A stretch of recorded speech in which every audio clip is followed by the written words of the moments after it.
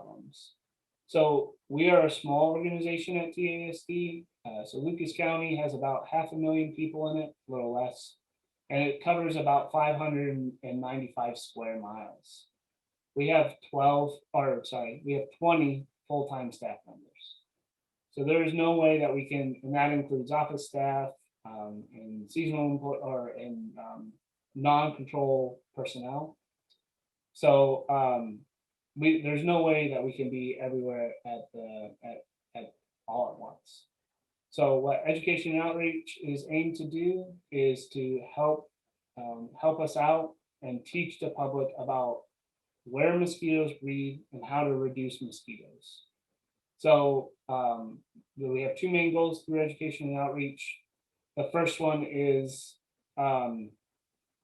teach people how to protect themselves against mosquito bites. So we teach people that they should be wearing long pants, long sleeves, and socks, especially when mosquitoes are most active. Now we know mosquitoes are present during the summer. It's going to be 90 degrees this weekend. That's going to be a hard sell for us. So what we tell people a lot of times is just wear these long sleeves, loose clothing, light colored clothing when you're going to be where mosquitoes are present and when you're and at the time when they're most active. Okay, and we'll talk about when that is. The other thing that we try to get folks to realize is that if you have any standing water on your property at all, it could be as small as a bottle cap. If it is standing for more than a week, it can breed mosquitoes. These mosquitoes that breed in the containers that you see here are often the types of mosquitoes because they like to breed in man-made structures. They like to bite they like to bite people. So we try to get people to go look around your home, find sources of water that are standing water. If you can dump them out once a week. Now I know we as beekeepers, we need to provide water to our bees, especially when it's going to be very hot out. And so oftentimes a good source for that, I know a lot of folks have bird baths. If a bird bath is holding water for more than a week, it would probably breed mosquitoes. So like I said, just once a week, go out and dump it, fill it up with some nice fresh water and water your bees. We also do a lot of community events and different outreach events. So this is a shameless plug here. On June 16th, 18th, and June 21st, we will be partnering with the American Red Cross to do a Starve the Mosquitoes blood drive. So you can come donate blood, feel good about yourself, you're giving back to your community, and you can also learn about, we do source reduction. So the goal of this is that for the egg, larval, and pupal stage of the mosquito's life cycle, so I should take a step back and say mosquitoes are whole metabolous insects. So like bees, they go through an egg, larval, pupal, and adult stages. For the larvae and pupal stages of mosquitoes, though, they need water. They have to breed and reproduce in water. And so the goal behind source reduction is if we can get rid of the standing water, we can get rid of mosquito breed. So we do this in multiple ways. We do a small scale source reduction, and that is focused on dumping out those containers in small water vessels that don't hold a lot of water, but could breed a lot of mosquitoes. So we have a tire recycling program where our technicians will drive around, they'll spot abandoned tires, and instead of treating these tires with a pesticide, we'll load it up into a truck. This is a dramatic photo, so oftentimes we don't stack tires this high. We'll clean it out, so we'll get all the water out of these tires. That eliminates any potential bleeding that could already have occurred and prevent future bleeding. And I know nobody's ever done this before, but next time you're driving around Toledo, just take note of tires. Just go and look around and see how many tires you can spot. They are everywhere. And I can tell you from experience that if a tire is holding water, and most of them are, in the summertime, they are going to be breeding mosquitoes. Mosquitoes really love to breed in these things. After we get all the water out, we put them dried in a enclosed container. Once we fill up this container, we call it a tire recycler, and we actually have these tires recycled. Like I said earlier, I'm a GIS guy, so I love doing maps. So I have my technicians go around whenever they pick up tires.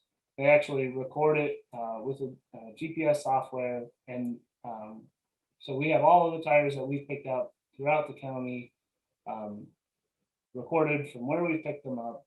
And this is pretty cool because you can see the number of tires that a technician picked up, and then also, if you're fortunate, they'll take a picture. So this is a pretty normal site for what our technicians are going around and picking up. So if we did not remove these tires, number one, it doesn't look great. And number two, these tires would eventually be mosquitoes.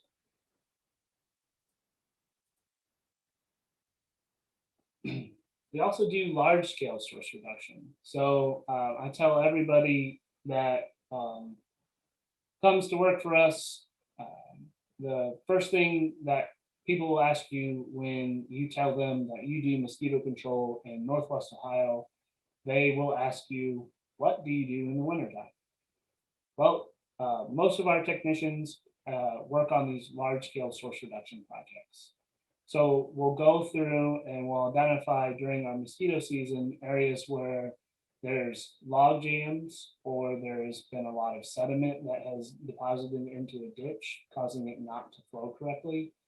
And we'll produce this standing water. The stream or the ditch will go out of its banks, flood surrounding floodwater plains, and that will again produce mosquito breeding. So we'll come in with heavy equipment and we'll clear the log jams, and we'll also remove the sediment and make sure that the ditch is flowing in the correct manner. So recently we had an idea through a committee that we started at TASD, looking at different ways that we can engage in green initiatives. And we realized that this program was an excellent opportunity to work on sediment and nutrient reduction, as well as having reducing mosquito breeding areas. So this is a picture of Lake Erie, if you guys didn't know. And we all know that we have a kind of a big issue in the western basin of Lake Erie, right? So instead of just going and clearing out these log jams and doing ditch dipping, we're now going to be doing, while reducing mosquito breeding, we are going to be doing stream restoration, and we're going to be doing 2-stage ditch installations. And I will be the first one to admit, about, I would say 3 or 4 months ago, I did not know that there was so much to a ditch. There is way more to a ditch than you would think. I thought it was just a channel in the ground. It is not. And there's a lot of logic and reason behind this. But the basic premise is, if you look here, this main channel, this is basically a normal ditch. A 2-stage ditch, you add these benches to them. You put them up with, you fill them with grass or other vegetation. And when this, in the springtime, when this ditch would normally flood out of its banks and go into floodplains and create mosquito breeding and pull in a bunch of nutrients that was otherwise, and sediment that was sitting in these floodplains, and pull them back into the ditch and take them downstream, these grass benches actually will filter out the sediment and help uptake some nutrients, reducing the amount of nutrients and sediment that would otherwise end up in the lake. All right, so next we have surveillance. So surveillance is the backbone to any good integrated mosquito management program. So just like you guys do mite checks, we do surveillance. So surveillance drives all of the other programs within a good IMN program. So this is a program I run. And in any given night during the summer, I have between 50 and 100 different mosquito traps throughout the county. All of these traps do different things. They're all targeted for a specific species of mosquitoes, or they're targeted for a particular life stage. So female mosquitoes will become, they can be seeking a blood meal. We'll call that host seeking. Or they can have recently taken a blood meal, in which a lot of times they like a nice dark place to rest, which is this trap down here. Or they become what we call gravid, full of eggs and ready to lay eggs. And this trap down here is designed to collect those. But the important point to note here is that we do not do any mosquito control. There is no mosquito control event that takes place at TASD that isn't supported by surveillance. So what that means is surveillance will dictate whether or not mosquito control, the use of any pesticides, is warranted. Again, just put this in there, like I mentioned earlier, the surveillance Oliver's Rolomite model. I think it's really nice to use. Okay, now we'll talk about larval control. And again, I just want to pause here and just mention that up here, when you're looking at all these different stages that we talked about, I'm talking all about proactive control. Okay, no use of pesticides up here at all. Okay, and this is where we really like to be. This is where we focus a lot of our time. We do larval control, and basically the goal for larval control is to have an extremely targeted application that stops the adult mosquito. So female adult mosquitoes are the only mosquitoes that bite. Males don't bite. Female mosquitoes are the ones that will give you disease, and they're the ones that are going to cause these nuisance issues. If we can stop the mosquitoes from becoming adults, there is no biting, and there is no need for adult control. So we do this through a bunch of different ways. So a lot of times, and currently right now, what we're doing is we're going out when we're treating this springtime floodwater. So this technician right here has taken a mosquito larval sample. It's a really technical and really, I mean, this tool is really advanced. It's a cup on a stick. But the idea behind this cup on a stick is that it is a measured volume. So we can get a measure of larval density within a certain floodwater area and see whether or not treatment is warranted. And this is typically how we treat those floodwater areas. So we use a backpack blower, which is essentially a leaf blower. So if you're ever in the woods and you see a guy blowing leaves in the woods, it's probably one of our technicians, or there's something weird going on. We also treat catch basins. So those are the storm sewer runoffs that you see on all sides of the roads. And so what these are designed to do is actually reduce water that's on the road and doesn't cause flooding on roads and cause accidents. These are designed to move water down storm sewer pipes. However, all these catch basins unfortunately hold a little bit of water. And they're all different designs and they're all different makes. But that water will, again, if it stands for more than a week, it will breed mosquitoes. And a lot of the mosquitoes that we find out of these catch basins are the mosquitoes that like to carry the West Nile virus. And then finally, we do biological control. We use a couple of different fish species, and we will deliver these fish free of charge to anybody in Lucas County to primarily ornamental ponds. So if you have a pond like this where there's no filtration, there's no fountain, the water is not moving, this will breed mosquitoes. We can come out once a year. We'll put these fish in here. We use Gambusia affens, which is commonly called the mosquito fish. And then we also use a native fish species called the fathead minnow. We're working to try to just solely use the fathead minnows. However, we're still trying to get the husbandry of these fish down. So we like to use fatheads. We just got a whole bunch of them in today. We partner with the Lucas County Soil and Water Conservation District. They provide these fish to us. So we'll use these fish for as long as we have them. And then when we run out, we'll have to use games. But we're working on doing fish husbandry here. I just want to make mention about the control product that we utilize primarily to do the larval control. So we use a biopesticide called either Bacillus thuringiensis israelensis, BTI for short, or Bacillus spiricus, which is down here. And we can and do have a combination product that has both of these actives in it. But BT should be familiar to beekeepers because we use BTA to control another pest species that we have, which is the wax moth.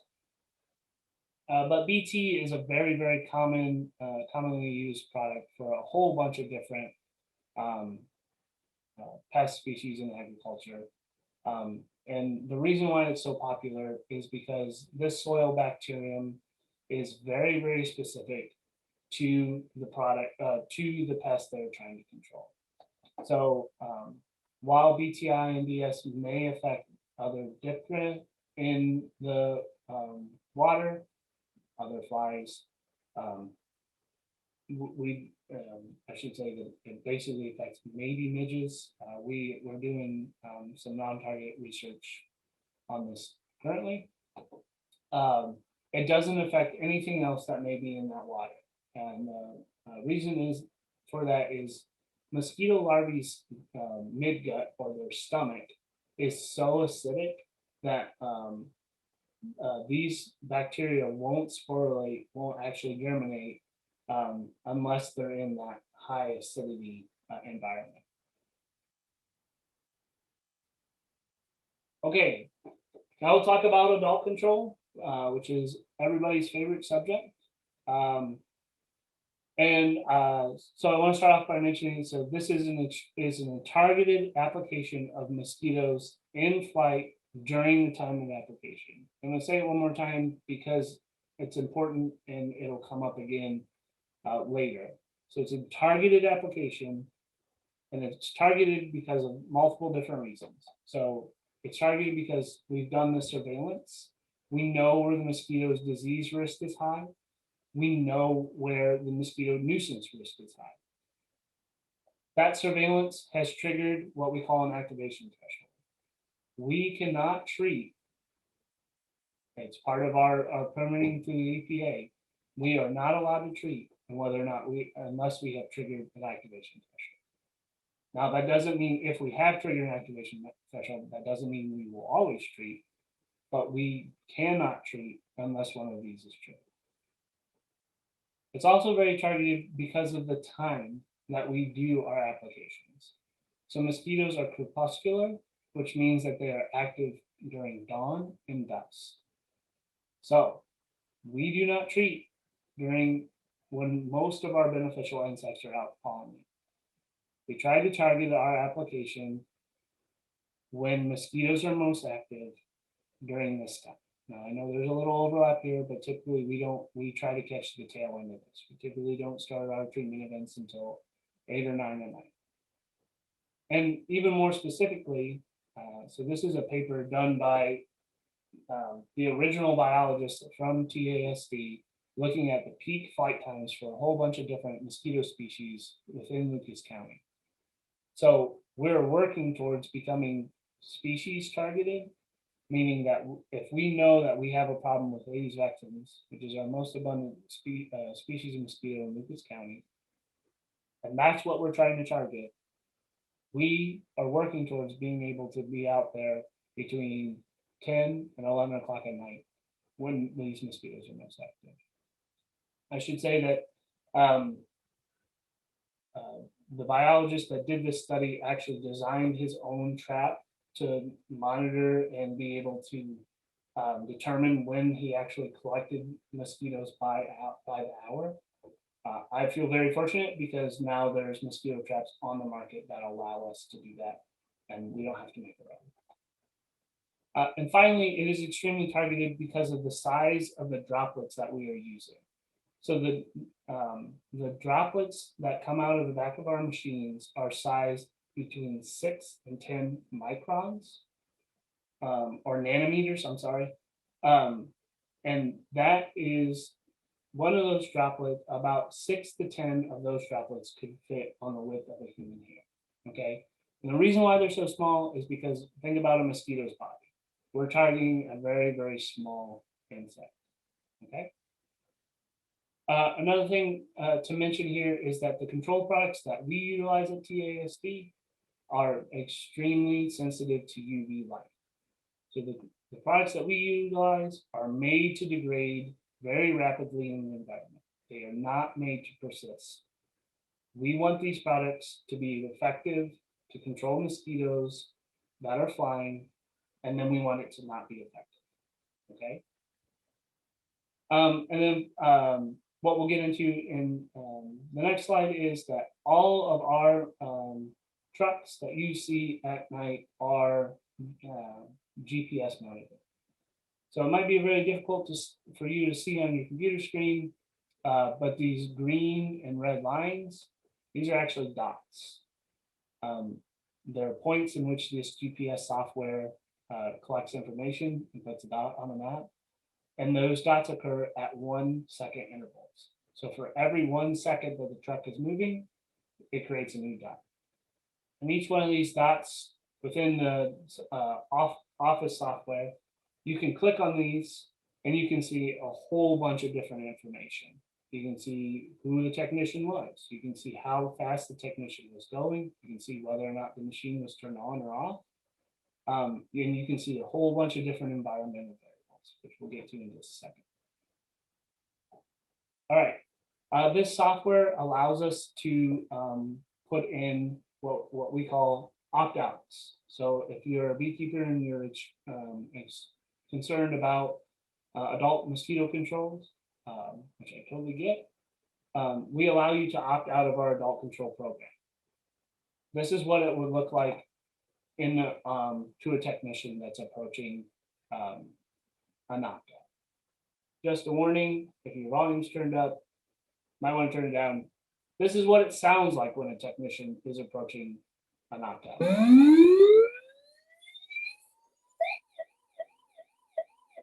That is on repeat until they leave the opt-out area. So what you don't see here is there is a buffer around this parcel that if a technician who's driving our truck drives into that buffer, that sound will alarm. So you get a audible warning. You will also get these pop-ups. So there will be a generalized pop-up that says do not spray. And then there will be a specific note section where if there's any particular notes that we want to put in there, such as this person is a beekeeper, we can put individualized notes for each one of our opt-outs. The software allows for routing. So you can, our technicians basically get turn-by-turn directions on how we want our control events to occur. And then also, all of our trucks are equipped with weather stations. So part of the Department of Agriculture regulations, and if you look at labels, I know that oxalic acid doesn't have temperature labels, or at least last time I looked, I don't think it did. But a lot of even our products that we use for mite control will have these environmental conditions on them that will tell you when is the minimum temperature that you can apply, when is the maximum. We can set these parameters for individual products that we use. And if the temperature gets lower or the wind speed gets higher than what is allowed by the label, another warning will pop up and will tell the technician to turn off the machine, and either they'll have to wait until weather conditions are correct, or they will stop doing animal control treatment. All right, so now I want to talk about similarities between mosquito control professionals and beekeepers. Again, most of you might think that there might not be that much, but I'm here to tell you there is. So, like I've alluded to several times before, we both engage in integrated pest management. A lot of folks, I think, in the beekeeper community just look at integrated pest management about doing mite checks and treating for mites. However, there's hive beetles, there's wax moths, there's a whole bunch of list of other things. There's skunks, raccoons. These are all pests to beekeepers. So beekeepers are engaged in integrated pest management pretty much year round. And we utilize a whole bunch of different techniques, from cultural techniques like using resistant bee stocks, all the way up to using those chemical applications to control for those rural mites. We're both regulated by the Ohio Department of Agriculture. So this is a friendly reminder, and I'll bring it up again later. If you haven't registered your bees this year, you should do so. It is the law. We both have media woes, I should say, where we have misinformation being circulated in mainstream media. We both can trap for bees. We just had to talk about a trap out. This is a commercially available swarm trap. If you've not seen it, I have one of these. I've never caught a swarm in it. But I picked these two traps because I think they look pretty similar. We both work with insects that will pierce our skin. And most of the beekeepers that I talk to are not only care about honeybees, but they care about other pollinators and insects. And I'll tell you that I would say it's pretty much across the board. Most mosquito control professionals didn't start out working with mosquitoes. Most of the people that are doing mosquito surveillance and mosquito biology, we started off as entomologists first. So a lot of us have a very large passion for other insects. I have a $5 bill who can name me all of these insects. No screenshots in Google searching.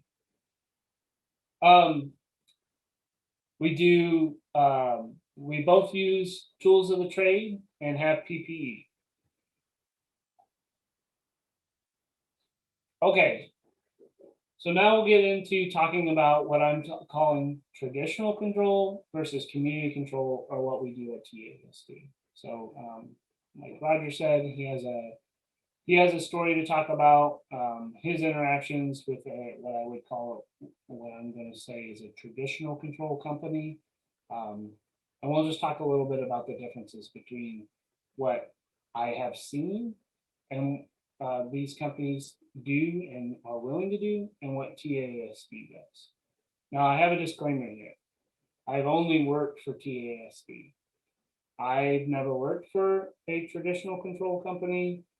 So I'm only going to say what I've seen. So take everything when I say here with a grain of salt. I am a biased party. So the first thing that I want to point out is integrated mosquito management is a community control program.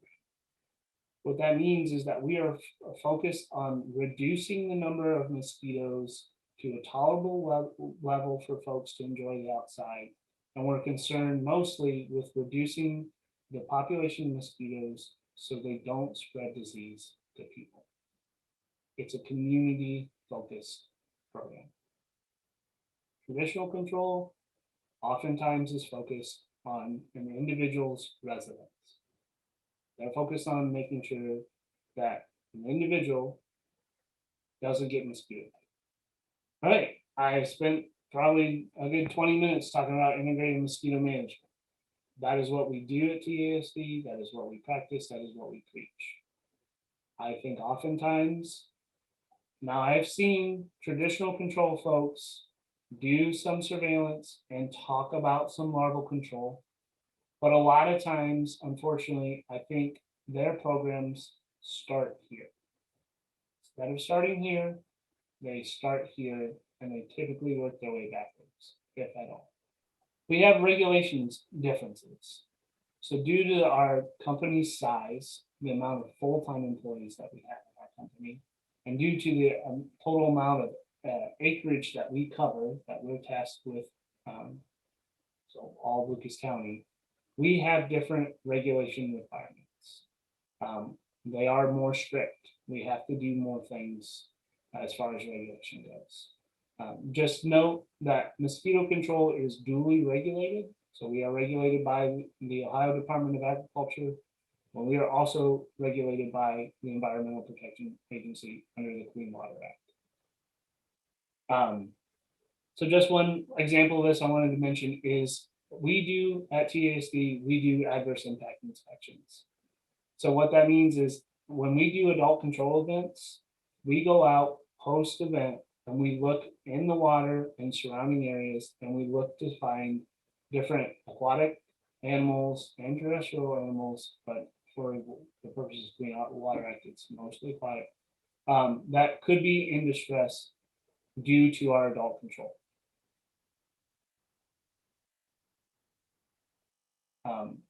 I am not going to say anything about traditional control and what economic incentives they might have. What I am going to say is that at TASD, we have no economic incentive to do adult control. We actually have an economic incentive not to do adult control. Adult control is very costly, and every other one of our programs also costs money. So if we don't have to do as much adult control, we can save money on the product, we can save money on staff, and we can utilize that money to do education events. We can utilize that money to collect more scrap tires. We can utilize that money for a heavy equipment fund to buy more heavy equipment to do more social reduction.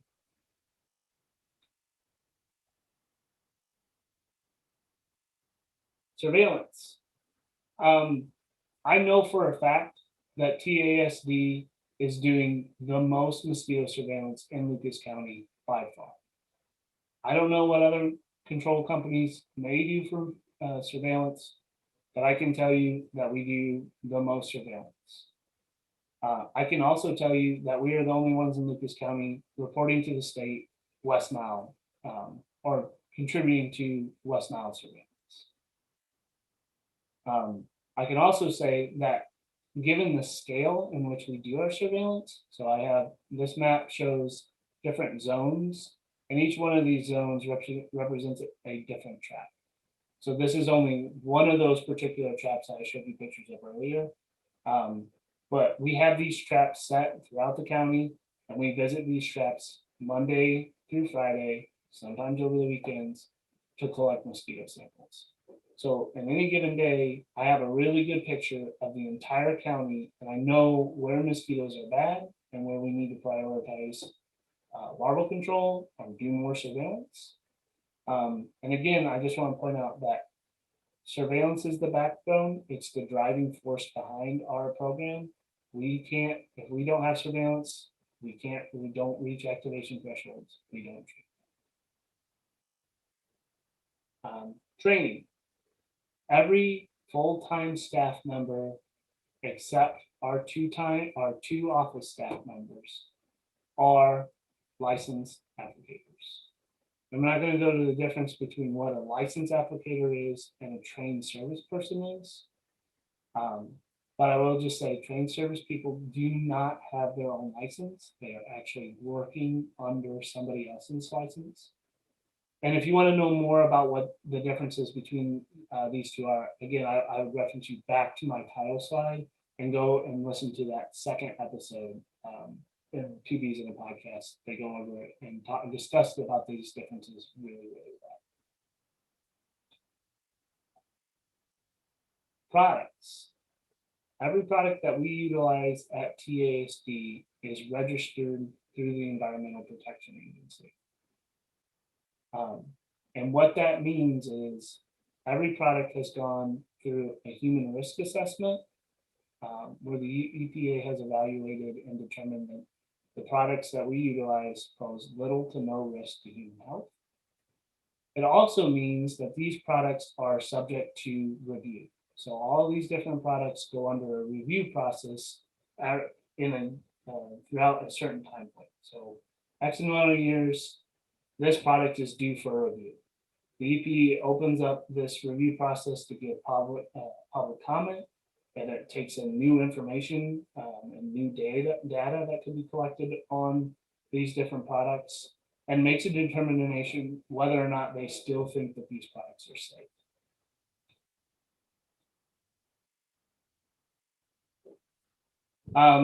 I've seen different organizations and companies sell what are being coined as natural products. And I would just be very cautious if anybody is using natural products. Make sure at least that they have this EPA registration on them. That way you know that they've gone through some formal assessment. But again, be very cautious. Anybody throw it in the chat if you know what this chemical formula is. Real quick. Anybody? This is cyanide. Cyanide is a natural product. Cyanide will kill you. So we have to be really careful. When somebody tells you that this product is natural, but it's intended to kill mosquitoes, you have to ask yourself, how is that product actually functioning? What is the active ingredient in this product, and how is it actually euthanizing these mosquitoes? Odds are, if it's an insecticide, if it kills mosquitoes, it'll probably kill bees.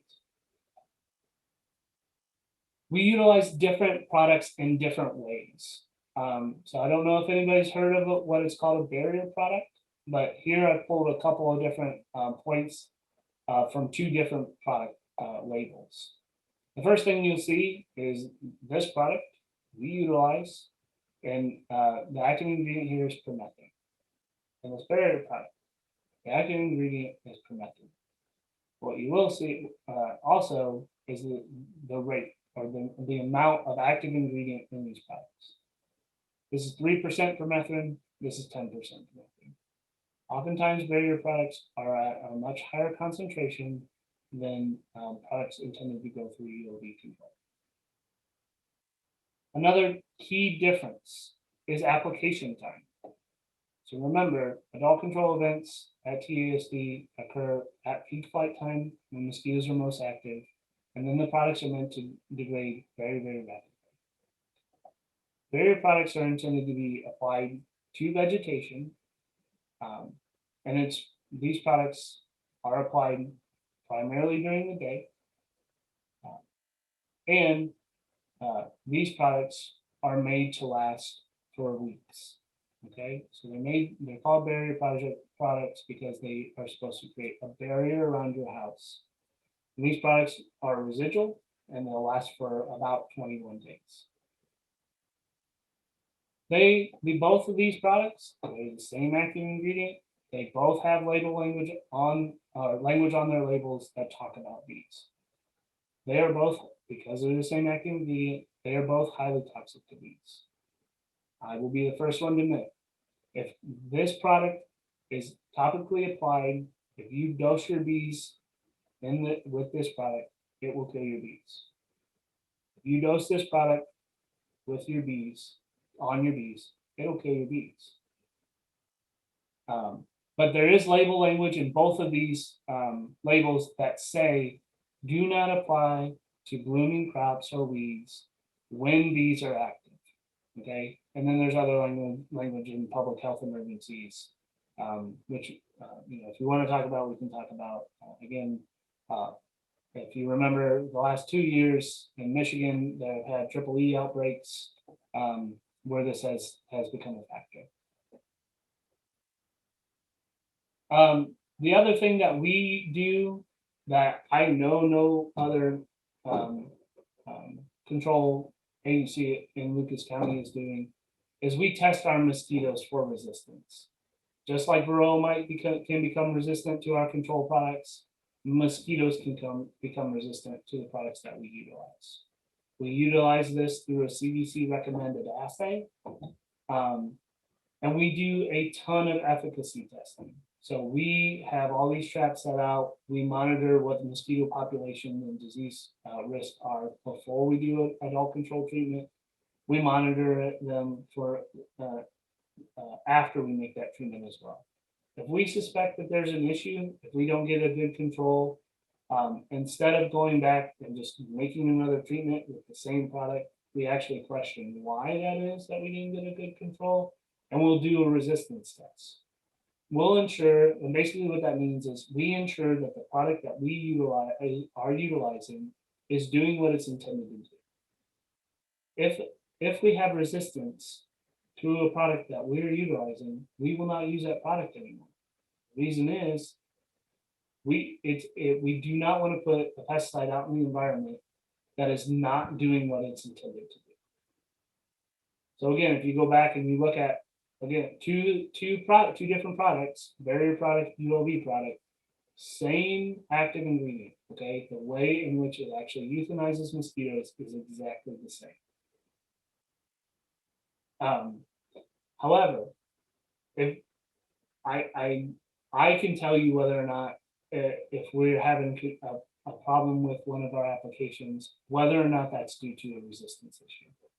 Okay.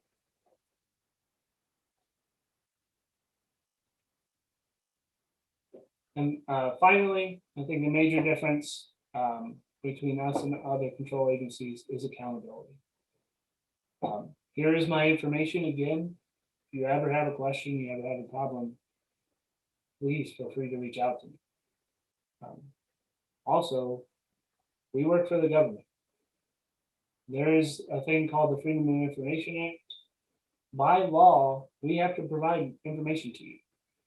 We cannot not give you the information. So if you want to know something, ask us. We'll provide it to you. All of that adult control stuff, all that GPS records, we have maps of those. We can create a map. We can send it to you, so you can see exactly when we were by your house. You can see exactly what we were using. You can see the weather conditions. We will provide it to you. I do want to make mention of something that is in the Ohio Revised Code. For folks out there that have bees on other folks' land, if you ever do run across a pesticide applicator that's applying pesticides on your land, or if you're a renter and a landlord decides that they have a pest problem that they need to do the pest control for, you as the property owner or the resident of that property have the right to request a printed written statement of the pesticide applied, the amount applied, the date of the application, and pretty much any other information that is required on the pesticide label. So just a good piece of information.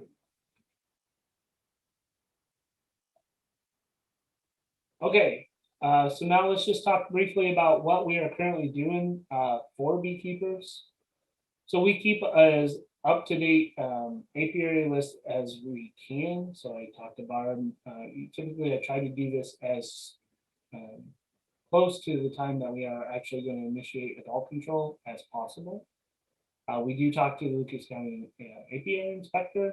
So our technicians are out all the time in the woods, in the field, and we do run across abandoned beehives a lot. So we do give that information to the inspector when we do come across them.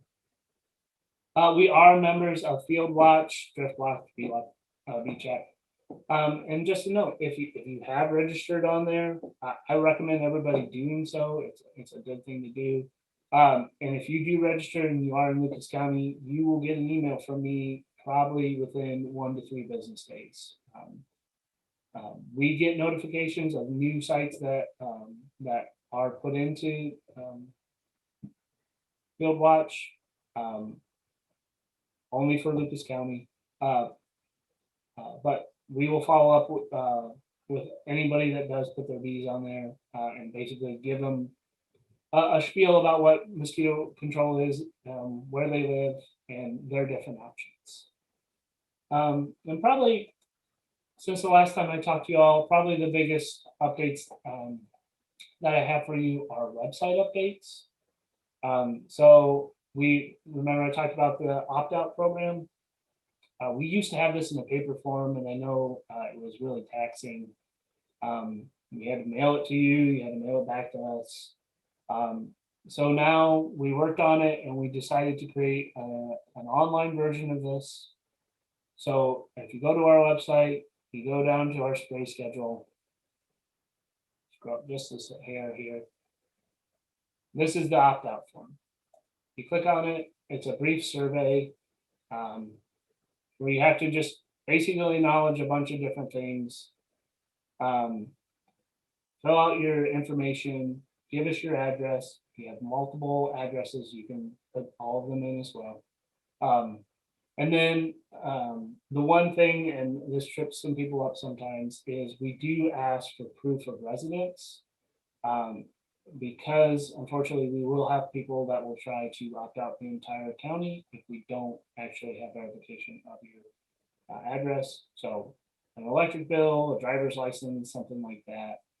We just cross-verify this with Lucas County Aries, and then you are, once this form is submitted, you're good to go. Note that we do require this form to be filled out every year. Okay, but come January 2022, you can fill this form out. You're good to go for an entire year. We put a spray schedule map on our website. So this is an interactive map. No, it doesn't look like much right now because we're not doing adult control treatments. But if you go on here, when we're actually doing adult control and you want to know where we're headed, anything that's green on here is where we're going to be that night. Anything that's blue is where we were the previous night. Or I should say, the next time we go out and treat will be green. And then the most recent time we did treat will be blue. Not always that night. We do have an email notification. So if you want to be notified about when we are doing adult control treatments in your area, you can sign up for email notifications. This will, it's a brief survey, and it will basically tell you if we will be in your area. Now, that doesn't mean that we might not be actually treating in your area. These machines are pretty loud. I don't know if anybody's ever heard them. So the idea here is if you will hear our machines, you'll probably get an email.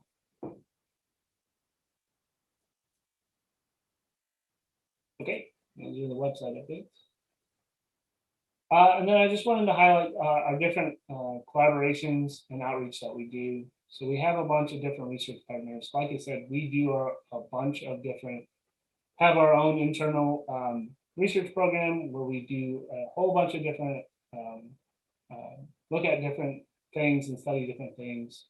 For you guys, I wanted to point out our collaboration with the Toledo Zoo. So we're currently in our third year of doing a non-target impact study for our adult control applications within the Toledo Zoo's urban prairies. So we go out there and we set up mosquito traps and a whole bunch of general insect traps. We do pre-collections, and then we do post-collections. I think we do 1 and 3 day, maybe 5 day, not 100% sure, after treatment. And we identify all of these insects that we collect here to family. And by we, I don't mean me. I don't know if anybody's ever done insect taxonomy before, but getting insects to the family level is an extremely difficult thing to do. So that's Dr. Shimola. And one of our part-time employees, Caitlin Plate, does a lot of this work. We also do work with other local partners. So we do recycling through Keep Toledo / Lucas County Beautiful. We have one of OSU's ag extension specialist, Ms. Amy Stone, on our advisory board. We work with Lucas County Soil and Water Conservation District and the Lucas County engineers to figure out where we can do our large-scale source reduction projects, and we're working on setting up these 2-stage installations. We work with a lot of different land managers, and then finally we do seek out grants to do a lot of this research, and we have been funded by the American Mosquito Control, the National Association of City and County Health Offices, and the Ohio EPA. Okay, final slide, I swear. So what can beekeepers do? Register your bees early. The earlier, the better. So if you get your bees registered on that list, I'll get a list of where our beekeepers are, registered beekeepers are in Lucas County, and that helps our control technicians know where beekeepers are. Here's the form. It's available on the Ohio Department of Agriculture site. Hive location. Now there's a whole bunch of stuff that goes into hive location. I know that adding yet another thing is probably just too much, overwhelming.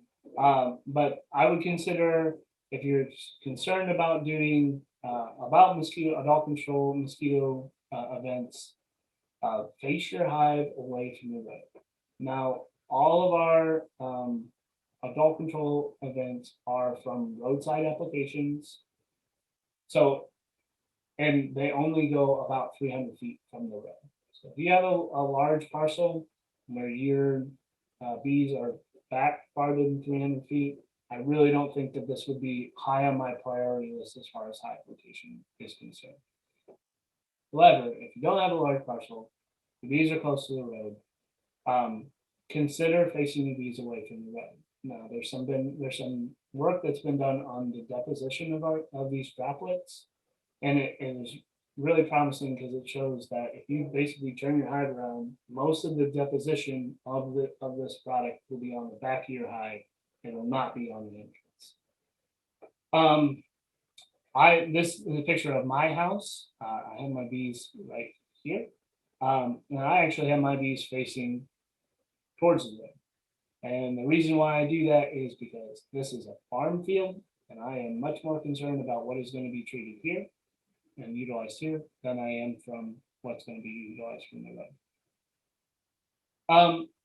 If you can't put your hive anywhere else, it's got to be facing the road, or you have a very small parcel and you have roads on both sides of you. What I would suggest then is use some form of barrier. Again, when we're talking about this deposition, if you put something in front of the entrance of your hive, most of the control product is going to be deposited on that barrier, and it's not going to reach your beehives. And then finally, second to last, promote homeowner control. Reduce standing water. Make life hard on mosquitoes, dump out water. If mosquitoes can't breathe, and they don't reach adulthood, we have no need to do adult control. Then finally, if you have any problems or concerns or have any questions at all, please reach out to us. We're very, very happy to answer any questions. And if you have any concerns, like I said, I want to be the one to know too. If there's an issue with your bees, and you even think that it's due to mosquito control, give me a call. I want to know these things. Oh, we got one. Right, that's it. I can take any questions that anybody has. Thanks, Jacob. That was very interesting. I know you've mentioned in previous presentations, but what's the hardest way to kill? When in the life cycle of the mosquito, what's the hardest life part of the cycle to kill the mosquito in? Yeah, good point, Roger. Adults. So larvae are very controlled. They're contained in whatever water body they're in, right? So it's really easy to treat that. Adult mosquitoes, adult female mosquitoes, it depends on species. Some mosquitoes only fly about 1/8 of a mile. Other mosquitoes can fly 30 to 50 miles. But typically speaking, their flight range is about 1 to 3 miles. So there's a lot of movement of mosquitoes. It's much more difficult to control the adults than it is these earlier stages. Good point. So if I register my bees, do you guys automatically shut off when you go by them, or you're aware of them? We're aware of them. We don't do that because, believe it or not, we do have beekeepers that will want adult control as well. Okay. We don't automatically opt them. Anybody else? If you have any questions for Jacob, please unmute yourself. Just ask him. There's only 14 of us here tonight, so we'll have a little group discussion. If not, if nobody has any questions for him, I do have a mosquito sprayer. It's pretty quiet. I guess it's just me and you tonight, Jacob. All right. Okay. Scott, do you have a question earlier? No? Okay. No, I just accidentally did that. Okay. Well, I saw where you raised your hand. I thought maybe you had a question earlier. So, I take care of beehives for several different clients. They own the bees. They just hire me to take care of them. And I was at one person's house. I hear what sounded like a string trimmer, and it was actually like a blower blowing insecticide. So I stopped the applicator, and we had a few words, and I go, I don't remember what I first said, but he says, "Oh, you don't have to worry." Oh, I go something about killing bees. He goes, "Oh, this stuff won't kill bees." And I said, "Bull crap. It's an insecticide, and insecticides kill bees." He goes, "Oh no, I've sprayed bees before. It didn't kill them, but it really made them mad." So as he's walking away, I go, "Well, then what are you spraying?" And this is a quote: "I don't know what I'm spraying. They just tell me to wear the backpack and spray." That was a quote. So I got a hold of the young man applicator's boss yesterday, and we had a nice talk about spraying. And I did tell the owner of the company that your applicator told me he didn't know what he was spraying, which is, one, as Jacob says, is illegal. I used to have a commercial chemical license. I know when somebody comes up to you and asks you what you're spraying, you legally have to tell them what you're spraying. You just can't blow them off. So there was one. You got to keep records. If he's not writing stuff down what he's spraying, he's not keeping records. I did find out what they were spraying. They were spraying bifenthrin, which is a synthetic pyrethroid, and there's great big wording on that label that says this kills bees. And I looked up the half-life. Half-life of a pesticide or anything is the time it takes to biodegrade to half strength. And for bifenthrin, it is 7 days to 8 months, depending on the weather. So that insecticide that he was distributing around the edge of the property is going to last at least a week to 8 months. It will kill the mosquitoes. It was mainly green vegetation. I'm not going to say there's any dandelions, but if he went to somebody else's house and there was dandelions in bloom, I'm sure insecticide was going to drift onto the dandelions because the dandelions were in bloom then. And your bees, somebody else's bees will probably come in contact with that. So the mosquitoes, Mosquito Joe, Mosquito Squad, Mosquito anything are the guys that really concern me about spraying mosquitoes, because it really costs them a lot of money to come back to somebody's house that complains about mosquitoes to spray it for the second or third time. because that's coming out of their pocket. So they want to make sure they do one application, you know, a month, a week, whatever they're in their contract, and they don't want to do any more than that. So that's why I'm always concerned about them and not as much about Jacobs, you know, the Toledo Sanitation District. We got a lot of the local towns spray. I know I live out in Fulton County. They don't have a county thing, but most of the towns spray. I think Jacobs mentioned that some of the towns in Lucas County also spray besides the county spraying. So mosquito spraying can be an issue with our bees. Roger, you make a good point about that residual product, and that is that, you know, that when it lasts a lot longer, you know, there's also sublethal effects to be concerned about, right? So they don't have to kill your bees, but they can have some sublethal effects that you know, when they take it back to the hive, it's present in the hive, that kind of stuff. That's why we promote utilizing products that are very, very short-lived in the environment. Yeah. So, you know, Jacob mentioned his has a half-life of just a few hours, so it's dissipated by half before morning. I'm sure by Threnthrin, it is a nerve agent, but it's not the knockdown stuff like the wasp and hornet killer. So I'm sure he sprayed those bees or whatever he thought were bees. He's probably more likely had sprayed some yellow jackets, in my opinion, when he was walking around somebody's lawn, and probably didn't know the difference. And it didn't kill him outright dead right then, but they lived for a few hours. They made it back to the hive and contaminated the whole hive. And that's, I've always said I'd rather have my bees get sprayed with something and drop dead in the field than make it back to the hive, because then everything can be contaminated. So any more questions? Any questions for me? Any questions for Jacob? It is swarming season. Make sure you're adding supers. If your bees didn't swarm with this warm weather that they're talking, you know, it's 80 today, it's 90 on the weekend. The bees are going to be making lots of honey.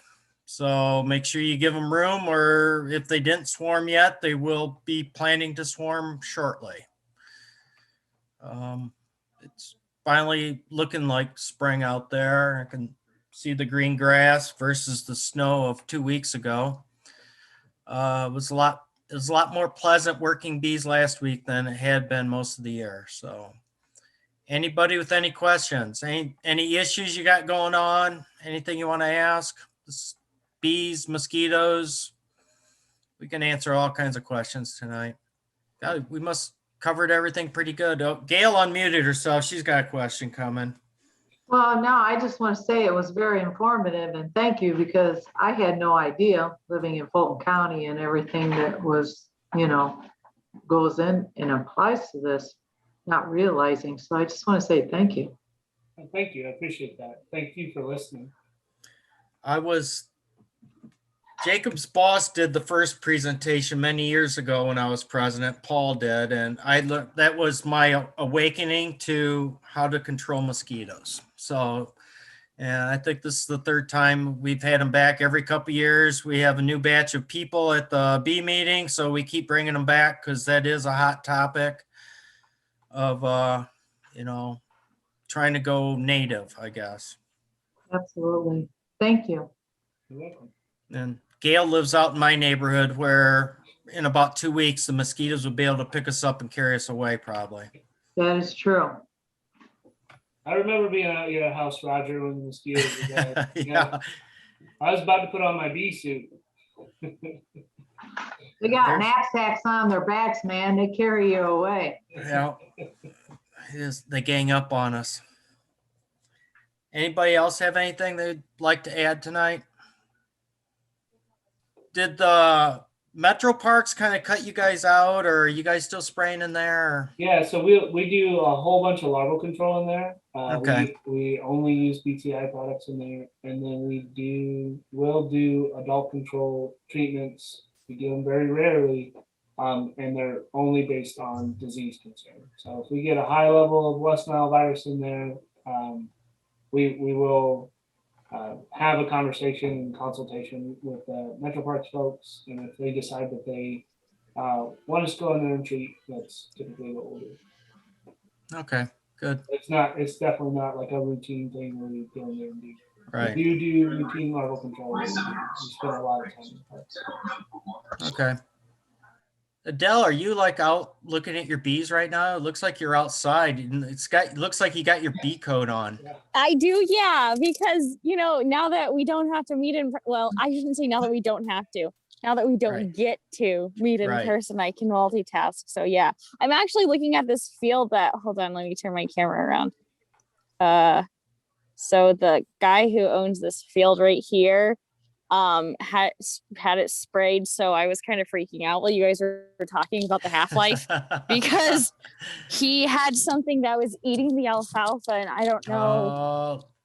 And leaf hoppers, alfalfa leaf hoppers. So what do you think he sprayed? Because I was like, well, what are you gonna spray? And he was like, oh, I don't know, blah blah blah blah, But he had a plane come through, so I did put a wet sheet on these on Sunday, but then I took it off, and I don't know, now I'm like, maybe it was too soon, but they're facing towards that bush at least. So, and there's not anything in here right now, like this clover's not, but yeah, you can see it's like, well, that's the good thing is if there's nothing in bloom, the half-life sits on the plant. The bees don't land on the plant, it's a lot better. Did the airplane guy call you?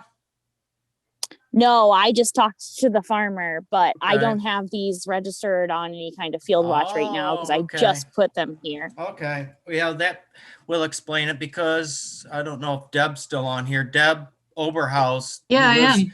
Oh, she lives out in your neighborhood and she got the phone call. So it might be, you guys might be in the same field, but she did get a phone call from the aerial applicator. That's why I was wondering. Oh yeah, actually I'm out. This is 590 over here. This isn't by my house at all. Oh, okay. That's like right out there is 590. So I don't know, but Deb lives near me though. Yep. I live on 582. Oh, okay. Yeah. Out by the Sycamore Grove. Yeah. I haven't gotten any calls. My hives at home are registered. Okay. And I haven't gotten any calls, so that's good. But yeah, I know the guy who farms this field here. Right. So he was like, hey, just to let you know, tomorrow. I was like, what? Yeah, I know.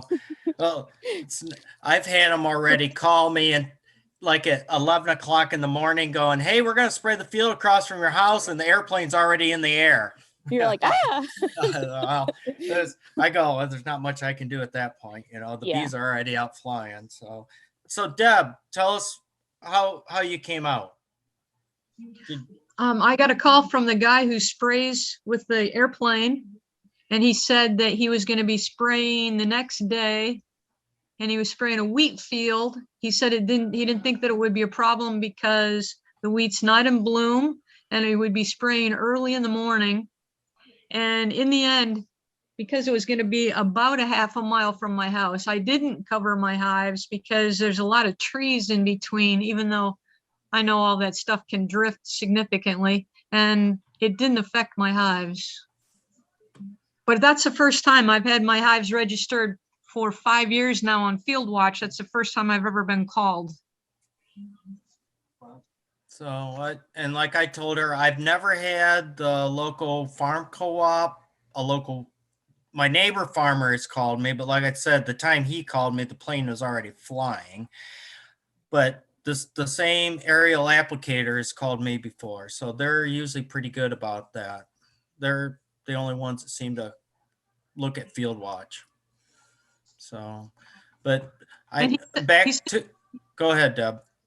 He said he pulled the map up and he said for where my hives were in relation to where he was spraying, he said, I don't think that there would be any problem for the same reason. There's a number of trees. Right. So that all helps. And Adele, back to your issue. What my understanding is they're hoping that they'll kill these leaf hoppers the first time and they won't have to respray the rest of the year. So yeah, I think that's their goal right now. And I know once they cut the alfalfa, that gets rid of the leaf hoppers too, because there's nothing for them to eat. But they're hoping this won't be like a reoccurring thing every month, you know, because they cut hay about once a month. So Yeah, that's what I was trying to ask the guy who plants the field that, and he was like, I think this will be the only time. yeah, Like, okay. yeah. Because once all the clover, there's a ton of clover in there. And I was like, once all the Yeah. clover blooms, that would not be great, but Right. Yep. You're correct about that. So good. So you must be doing good. You're expanding. yeah. Good for you. All the way Yes. to Sandusky County.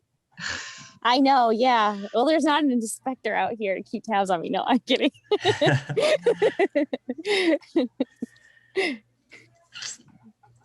You don't need tabs kept on you. I know you're a good enough beekeeper for that. So, well, if nobody has anything else they want to share or discuss, we'll call it a meeting tonight. Thanks everyone again for taking the time to listen today. Yep. I really do appreciate it. Thank you very much, Jacob. It was very informative. So thanks everyone. Thanks for coming, and we'll see you next month, and hopefully soon we'll be meeting in person. We're trying to work on a new venue. So hopefully that will work on that. So we'll see everybody in person soon. So, all right. Good night, everyone. Bye. Night.